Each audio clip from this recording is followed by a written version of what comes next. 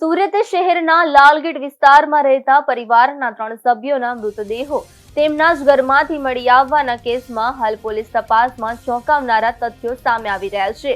આ ઘટનામાં અહેમદ પરિવારના પતિ પત્ની અને કિશોર પુત્રનું મોત થયું હતું અને પ્રાથમિક વિગતો અનુસાર આ એક સામૂહિક આપઘાતની ઘટના આશંકા સેવાઈ હતી।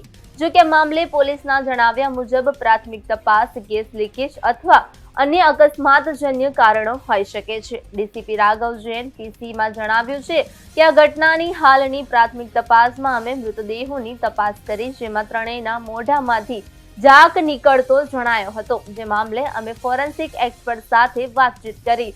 તેના પરથી એક પ્રાથમિક અનુમાન લગાવી શકાય છે કે આ એક ગેસ લીકેજની દુર્ઘટના હોઈ શકે છે, કારણ કે તેમના ઘરમાં ગીઝર, એસી જેવી લીકેજ થતી વસ્તુઓ કોમન એરિયામાં લાગેલી છે।